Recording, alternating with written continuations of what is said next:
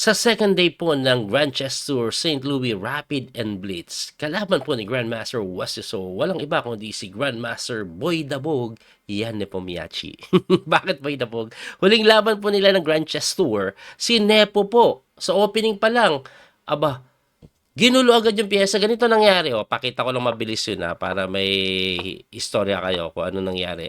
Ganyan po nangyari. Ang ginawa ni Nepo noon, something like kinapture niya yung knight pero tinumba niya lahat ng pyesa, pati yung bishop.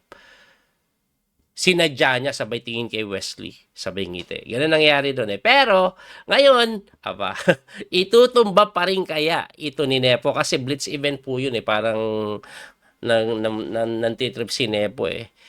May istorya kasi siya na si Wasiso daw pag panic time na nanggugulo din daw ng pyesa. Kaya ginaya niya. Kasi hindi niya matanggap yung pagkatalo niya sa oras in a completely winning position nung first game nila ng Blitz. So, ayun na nga.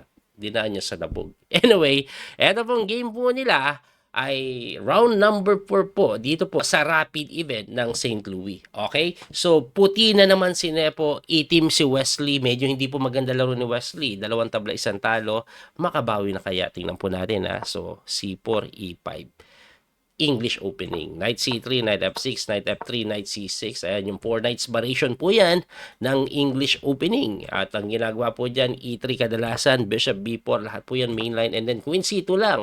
Pagkatira po ng Queen C2, nagka-capture po sa kabayo. Usually po talaga ginagawa yan. Kasi pag hindi mo ginawa yan, tatalunan ka ng kabayo dito. Ayan may ganyan. Mapipilita ka din kumalaw kaya kinakapture na po agad. Ngayon pagka-takes, binawi po ng Reyna and then Queen E7 to defend the pawn. Nag-A3 lang, tumira po ng D4 or D5, nag-D4. Sumabay lang. Ang ginawa ni Wesley, tinex po yan, persadong kainin ng kabayo and then kinapture yun, persado kainin ng Reyna, tapos nag-C5. So, C5 po, inatake rin na tumakbo sa H4. Tapos, ang tinira ni Westiso dito, hindi po yung number 1 na common tinitira. Kasi kadalasan po dito, tinitakes po yan eh. Pero si Wesley, nag-bishop po sa E6. Pero, linya pa rin yan, pero hindi siya yung pinaka-common. At pagka-bishop E6, sinidepensahan yung pawn, kinapture. Binawi po yan ng kabayo, and then, napalit yung Reyna. So, ang ending, napunta lang sa endgame. Ngayon, anong mangyayari sa endgame na to? Kasi interesting tong endgame na to kahit lang parang equal lang po yan eh. Ang nangyayari po kasi pair of bishop siya. Pero may majority pawn sa queen side si Wesley. When it comes to development, lamang din si Wesley. Anong mangyayari? Tingnan natin. Ang ginawa po ni Nepo, nag-H4. Isa na pong nobility. Kasi ang tinitira lagi, E4. Inaatake yung kabayo. Pero yung tira ni Nepo na H4, nobility yan. Siya lang po ang natatanging tumira niyan. At kung titingnan nyo po yung oras dito ni Nepo, tindi. 26 minutes and 59 seconds, tumaas pa. Samantalang si Wesley, bumaba na. Ang time control po kasi ng rapid, 25 minutes plus 10 seconds increment. Alright, so ang ginawa po dyan ni Wesley, Knight B6, nag-H5 pa rin si Nepo. Pistumira, walang iya. Ang tumira, nag-bishop po sa C5 or C4, pinalit yung bishop, nag-rook lang po sa H4. Yung pala pinaka-plano niya. I-develop yung torre that way. So, kinapture po yan, takes, and then nag-F6. At grabe si Nepo, sobrang bilis tumira. Tinitira-tirahan lang si Wesley. So, ang ginawa po, bishop develop, nag-G5 si Wesley. Inatake yung torre, chumek, tumakbo lang sa F7, nag-bishop doon, hinamon yung torre, takes, and then nag-rook lang sa may D1. Basically, nagkapalit-palit ng pyesa, yung drawing chances tumataas. Pero, alam niyo ba sa posisyon na to, lamang po ang white ng konti. Sa kadahilanan na mas aktibo na to, mas malakas ang bishop kesa sa knight.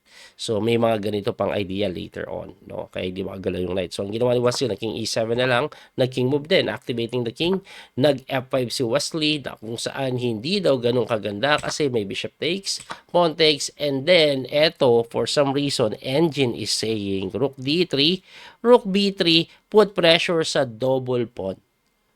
Kaso, ang ginawa ni Nepo, nag-rook doon, na equal kasi may king E6.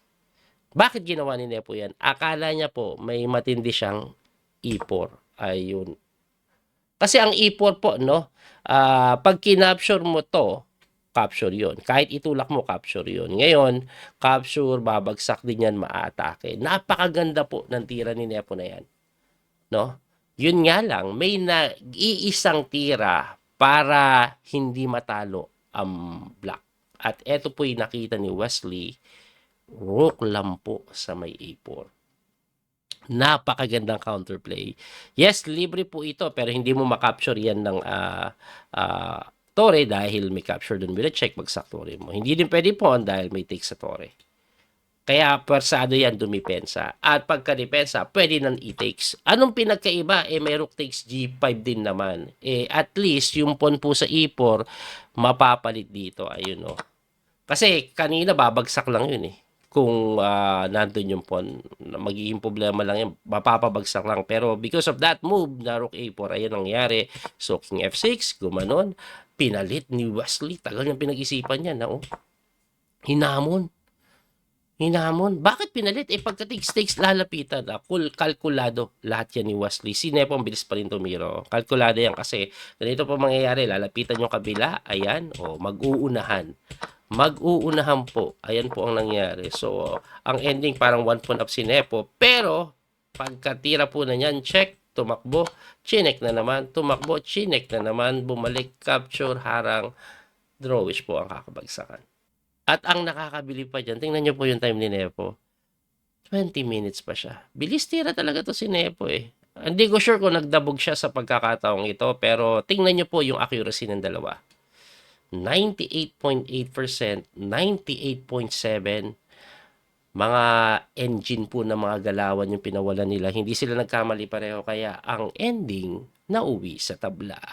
At dahil dyan po, wala pa rin panalo si Wesley. Anyway, natapos po yung day 2 na hindi nakascore si Wesley ng panalo, puro tabla. So far, Wesley 5 tabla, 1 talo. So, after 6 games, hindi pa rin nakakascore si Wesley. Tinalo kasi siya ni Aleresa nung round number 2 eh. Tapos puro tabla ng day 2. Ngayon, day number 3. Abangan nyo po yung video. Ipapakita natin kung naka-score ba si Wesley in the end after ng rapid event. At ipapakita ko din yung standing doon. Abangan nyo po yun. Muli ito po yung Coach Speedy Master, Daniel Causo. Maraming salamat po sa support. Hanggang sa muling pagkikita. Don't forget to like and share. Follow and subscribe. God bless guys. Bye-bye. That little mouse, 'cause I'm an albatross.